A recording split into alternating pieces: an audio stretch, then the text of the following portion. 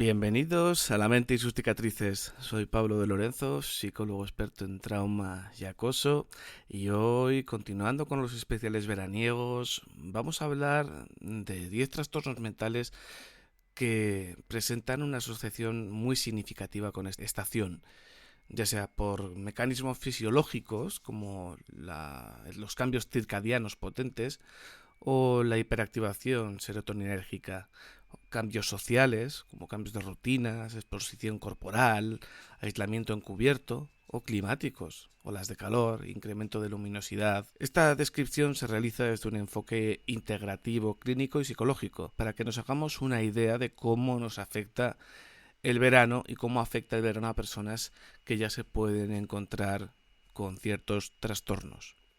También veremos después cómo abordarlo de forma efectiva. El primero de ellos es el trastorno afectivo estacional, en su variante estival, que con siglas sería TAE de verano. Aunque la variante invernal del TAE es más conocida, existe una versión menos frecuente, pero clínicamente relevante, que se presenta en verano. Esta forma estival se manifiesta por insomnio, irritabilidad, agitación, ansiedad difusa e incluso síntomas maniformes leves.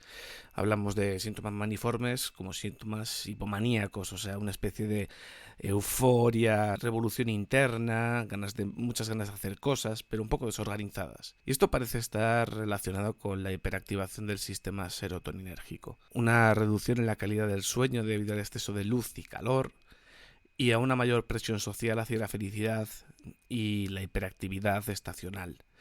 A diferencia del trastorno afectivo estacional invernal, que tiene un perfil más depresivo y apático, el trastorno afectivo estacional veraniego se asocia a una activación ansiosa y agitada. Puede tener pérdida de apetito y dificultades de adaptación a los ritmos sociales que impone el calor. El verano feliz que promueve la cultura puede generar un efecto contraproducente en personas vulnerables. El segundo trastorno que se puede ver afectado por el verano va a ser el afectivo del tipo trastorno bipolar tipo 1 y 2, en los que la fase maníaca e hipomaníaca se precipita por la luz y la temperatura. Si sois seguidores del canal, habréis podido entender que son las fases maníacas y hipomaníacas de la mano de Marina Martínez. Pero si no, os lo recomiendo para escuchar, para entender un poco este punto. El incremento de horas de luz solar y la alteración de los ciclos circadianos se han asociado con un mayor riesgo de recaída en fases maníacas y hipomaníacas. Es la fase depresiva en el trastorno bipolar. La activación de la vía retino-hipotalámica parece desencadenar una sobreestimulación del eje hipotalámico pituitario adrenal, HPA, reduciendo la necesidad de sueño y precipitando comportamientos impulsivos, ideas de grandiosidad y fuga de ideas. Todos ellos componentes de cuadros maníacos o hipomaníacos.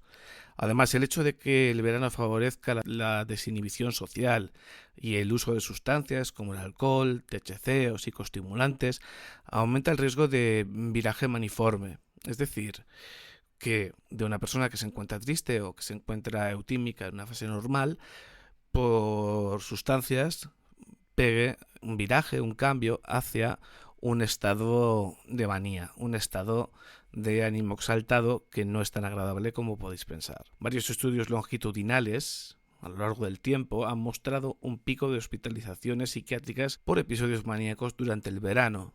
Por lo tanto, hay que tener un poco de cuidado con esto. El tercer punto: trastornos de ansiedad generalizada y de pánico con sensibilidad térmica. Es importante, al final en verano hace calor, es lo que tiene. Las personas con trastorno de ansiedad generalizada, TAG, o trastorno de pánico, a menudo desarrollan hipervigilancia somática, están constantemente sintiéndose a sí mismos, y en verano esta sensibilidad se ve amplificada por el calor. La taquicardia fisiológica por calor, la sudoración, la sensación de sofoco o mareo pueden ser malinterpretadas como signos de un ataque de pánico inminente, generando un ciclo de retroalimentación ansiosa. Todas las personas que hayan tenido ataques de pánico sabrán a lo que me refiero, y el calor probablemente no ayude mucho a esto. Y en climas especialmente cálidos, el exceso de exposición solar puede alterar los niveles de sodio, puede provocar deshidratación leve e incluso una sensación de desrealización que en pacientes predispuestos actúa como desencadenante agudo de crisis de pánico. Es importante que si tenéis ansiedad generalizada o trastorno de angustia, tengáis en cuenta que el calor es un desencadenante directo. El cuarto punto va a ser el trastorno dismórfico corporal y que el verano va a ser un espejo intensificado. El verano implica una mayor exposición del cuerpo en contextos sociales, como playas, piscinas, ropa ligera, lo que puede actuar como un estímulo fóbico para personas con este cuadro dismórfico corporal, especialmente en áreas como abdomen, muslos o espalda. El espejo ya no solo es el del baño, sino el juicio social percibido. El bombardeo de imágenes corporales en redes sociales y la cultura de la operación bikini, que yo no tengo claro si empieza en mayo, en abril, en marzo, en junio, en enero, no tengo claro. Si alguien lo sabe, que lo ponga en los comentarios. Esta operación bikini exacerba las conductas de comprobación compulsiva y la evitación social, la vergüenza corporal también. No es infrecuente un incremento en la sintomatología dismórfica y en las consultas estéticas impulsivas durante los meses previos al verano o en su transcurso. Es decir, la persona lo va a estar pasando mal porque siente que su cuerpo tiene algún problema importante que tiene que cambiar. Por eso esa búsqueda de consultas estéticas. Se puede dejar mucho dinero e incluso hacer cosas que luego no pueda dar marcha atrás, por muy mal que haya quedado o muy impulsivo y absurdo que parezca. El sexto punto, el sexto cuadro que puede verse empeorado. El trastorno psicótico breve reactivo al calor. Puede darse la psicosis por golpe de calor. Y aunque es más rara y está ligada a climas extremos, existe una entidad bien documentada denominada psicosis por calor, en inglés sería Heat-Induced Psychosis, en la que se observa un cuadro agudo de confusión, alucinaciones visuales o auditivas, desorganización y delirio persecutorio o religioso, precipitado por temperaturas extremas, deshidratación y exposición prolongada al sol. En pacientes con esquizofrenia o psicosis crónica, el verano puede precipitar recaídas debido a la disminución de la adherencia al tratamiento. ¿Qué significa esto? Pues que como se encuentran mejor, o que tienen viajes, o que están a gusto, lo interrumpen voluntariamente y además aumenta el consumo de sustancias psicoactivas, pues por ejemplo las fiestas de la ciudad, las fiestas del barrio o las fiestas patronales. En séptimo punto, y que lo acabamos de mencionar además, es el trastorno por uso de sustancias, principalmente alcohol y cocaína, en contextos lúdicos. El verano es una estación de alto riesgo para la recaída y el consumo recreativo de sustancias, especialmente alcohol, cocaína y MDMA. Las fiestas, festivales, viajes y la reducción del control parental o laboral, que a veces se ejerce ese punto de control para que uno no se pase, se tire toda la noche bebiendo, porque al día siguiente tiene que trabajar y tiene que dar la talla. Esto genera un ecosistema perfecto para la desinhibición, y este fenómeno es especialmente peligroso para los pacientes en fase de recuperación por una dependencia, que pueden sentirse fuera de lugar o desmotivados en eventos sociales. El entorno hedonista de los meses estivales a menudo promueve narrativas de evasión y gratificación inmediata, que entran en conflictos con procesos terapéuticos que se encuentran en curso. Octavo punto, el trastorno límite de la personalidad con un aumento de la desregulación emocional y conductas impulsivas. Veamos por qué. El TLP, caracterizado por su típica labilidad emocional afectiva, la impulsividad, el miedo al abandono, suele verse afectado en verano por varios factores. Va a haber una mayor dificultad para mantener la rutina terapéutica, por las vacaciones del terapeuta o por interrupción del seguimiento. Va a haber relaciones interpersonales más volátiles, una intensificación de los vínculos rápidos en entornos de ocio, el típico amor de verano. Va a haber mayor exposición emocional ante la percepción de vida feliz de los demás, que esto puede afectar un montón, aunque parezca que no, de ver que los demás son felices y uno no tanto, aunque realmente es una simplificación. El resultado puede ser un incremento de las conductas autolesivas, abuso de sustancias y comportamientos impulsivos sexuales o económicos.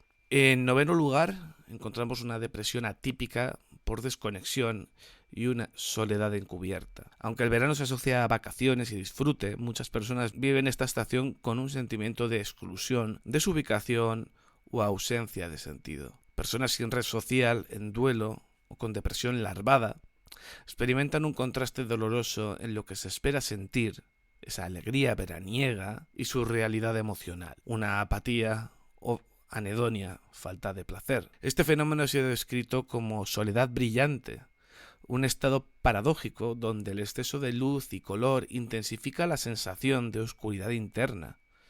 Es una forma de depresión atípica camuflada, muchas veces subestimada por los clínicos, y es ciertamente paradójico. El 10º punto y último que vamos a comentar, antes de ponernos con las estrategias para evitar que nos afecten, es el trastorno por estrés postraumático con reactualización por estímulos estivales. El trastorno por estrés postraumático puede verse reactualizado en verano cuando ciertos estímulos sensoriales específicos, olores, canciones, escenarios naturales, texturas, incluso una iluminación concreta, funcionan como desencadenantes de memorias traumáticas. Esto es especialmente frecuente en víctimas de abusos sexuales, agresiones en vacaciones pasadas o accidentes ocurridos en esta estación. Además, el cambio de entorno y la exposición a multitud de situaciones no estructuradas incrementa el estado de hipervigilancia, que es central en muchos casos de estrés postraumático.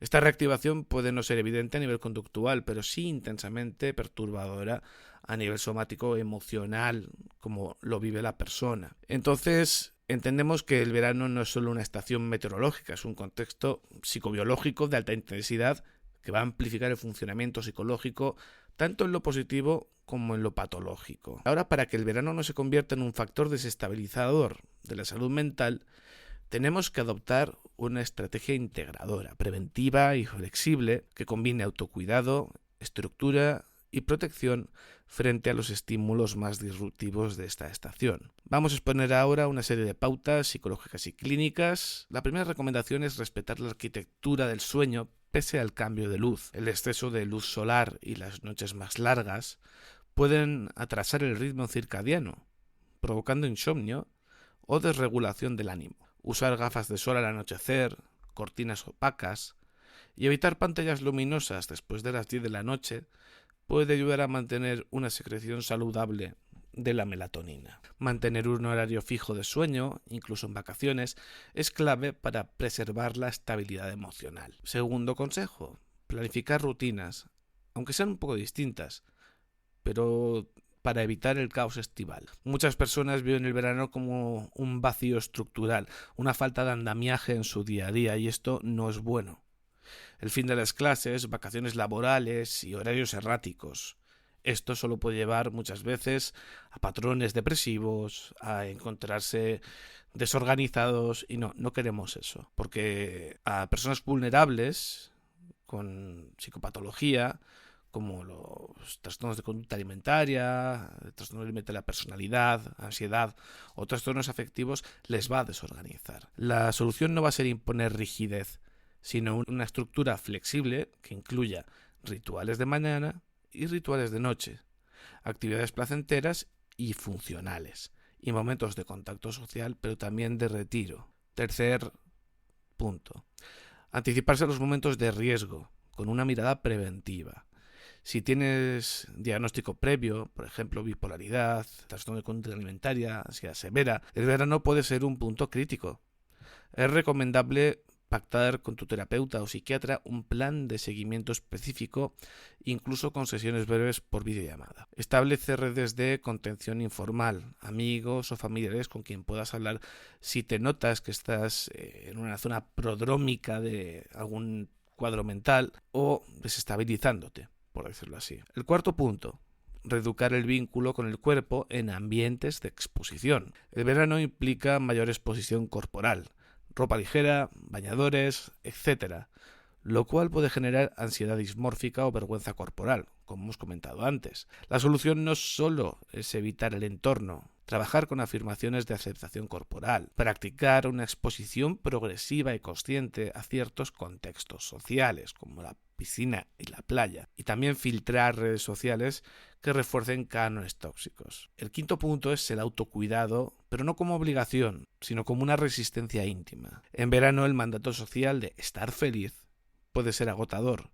El autocuidado no debe verse como una meta más. Validar que no todo el mundo disfruta del calor, la playa o los viajes es un acto de salud mental en sí mismo. Vamos a practicar microresistencias saludables, leer con calma, caminar a la sombra, no ir a esa fiesta si no nos apetece y parar si nuestro cuerpo nos lo pide, potenciando el autocuidado. El sexto punto es cuidar la hidratación, la alimentación y la exposición solar.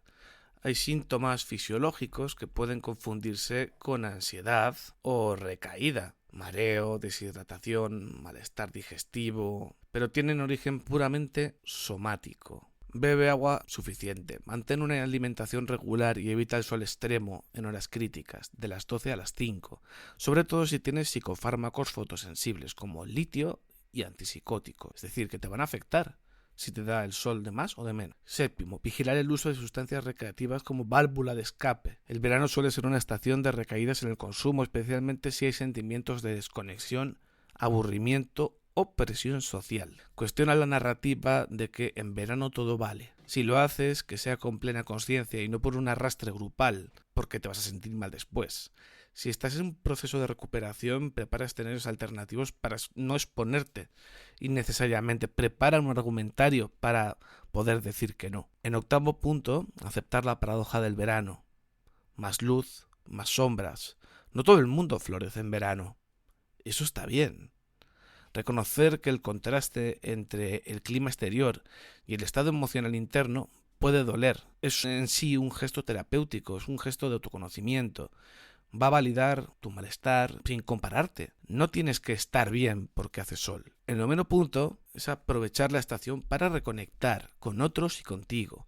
El verano puede ser una oportunidad para salir del modo automático, reflexionar, hacer ajustes, iniciar procesos terapéuticos con otro ritmo, buscar actividades que nutran tu sentido de vida, más allá del placer momentáneo, empezar a pensar un poco en un futuro más a largo plazo, pero para uno mismo. Lecturas significativas, escrituras, voluntariados, espacios creativos, algo que no sea una satisfacción inmediata, empezar a pensar en ti como en alguien a quien quieres y prepararle un futuro mejor. El décimo punto es convertir el verano en una metáfora personal. En lugar de ver el verano como un mandato social, hay que disfrutar. Puedes resignificarlo.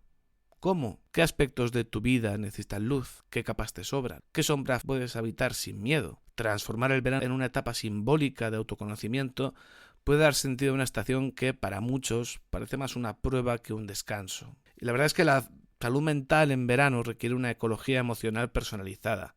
Lo que para unos es expansión, para otros es vulnerabilidad. No se trata de huir del verano, sino de habitarlo desde un lugar consciente, regulado y legítimo. Y hablaremos ahora también un poco desde las diferencias del invierno y el verano. El invierno suele estar más claramente asociado con estados depresivos, mientras que el verano tiende a asociarse con desregulaciones ansiosas, impulsivas o maniformes, como hemos dicho antes. Vamos a ver estos matices. En invierno va a haber mayor prevalencia de depresión, apatía y retraimiento. Los factores implicados: reducción de luz solar, que afecta a la producción de serotonina y melatonina, mayor aislamiento social y menos actividad física. Clima, que favorece el encierro por el frío que hace, la introspección y los pensamientos rumiativos. Fechas como la Navidad pueden reactivar duelos o vivencias traumáticas. Y los trastornos que son más exacerbados o más aumentados en invierno, el trastorno afectivo estacional, pero en fase invierno, la depresión mayor, la distimia, la ansiedad social por los eventos familiares o celebraciones forzadas y trastornos relacionados con el duelo. También va a haber una fenomenología emocional atípica: apatía, tristeza difusa, sensación de vacío, fatiga, hipersomnia, hambre emocional que se calma con carbohidratos. Por eso las cenas de Navidad, por ejemplo, suelen ser tan peligrosas con los turrones y la tristeza. Disminución del deseo sexual y del interés por el entorno. Pero veamos qué pasa con el verano. Va a haber mayor prevalencia de ansiedad, sobreestimulación y crisis identitarias. Esto es solo un resumen de lo que hemos dicho antes, entonces. Los factores implicados es el aumento de la luz solar, que a veces es excesiva, que puede alterar el sueño. expectativas sociales de felicidad, belleza, disfrute y sociabilidad constantes, que no tienen por qué ser reales. Interrupción de rutinas, terapia, trabajo, estudios, que deja desprotegidas a muchas personas y sin un andamiaje de rutina, pudiendo hacer que caigan en la rumiación o en sensaciones de falta de valor. Va a haber también mayor exposición corporal y presión estética, es decir, que si encima uno se siente mal con su cuerpo, ahora es el momento de lucirlo, supuestamente. Y abuso de sustancias recreativas o desregulación conductual. Si alguien está en recuperación es un momento complicado. Y si alguien consume para regularse emocionalmente también es un momento complicado. Los cuadros más exacerbados en verano, por resumen, va a ser el trastorno bipolar, sobre todo la fase maníaca, el trastorno límite de la personalidad, el trastorno dismórfico corporal, los trastornos de conducta alimentaria, los trastornos de pánico y las crisis existenciales encubiertas, por contraste entre felicidad social y vacío interno. Va a haber ansiedad, irritabilidad, insomnio, conductas impulsivas, despersonalización, ataques de pánico, sentimientos de no estar a la altura del verano feliz que impone el entorno, sobre todo si vemos la tele. Entonces nos podemos preguntar, ya que estamos, ¿en qué estación lo pasa peor la gente? Y estadísticamente es el invierno, ¿vale? Aunque también se pase mal en verano. El invierno se asocia con un aumento en la sintomatología depresiva, suicidios en algunos países nórdicos y más demandas de atención psicológica por tristeza, aislamiento, recaídas afectivas. Fenomenológicamente, el verano puede ser más traicionero porque no te lo esperas. Aunque no siempre aparece como depresión, amplifica las vulnerabilidades emocionales de forma paradójica. Las personas con buen aspecto externo, por ejemplo, pueden estar sufriendo en silencio por disociación, presión estética o adicciones ocultas. Para terminar, el invierno tiende a hacer más evidente el malestar emocional porque lo acompaña el contexto, oscuridad, encierro y recogimiento. Y el verano, en cambio, puede invisibilizar el sufrimiento emocional, ya que choca con la narrativa social del disfrute, pero precisamente por eso puede doler más. Y, como alguna vez dijo un paciente, lo peor del verano es que todos parecen felices, menos tú. Y hasta aquí llega el episodio de hoy. Espero que hayáis disfrutado de este especial veraniego y recordaros que tenéis el correo electrónico la mente y sus cicatrices @gmail.com. Hasta aquí llega el contenido de hoy y nos vemos en el próximo episodio.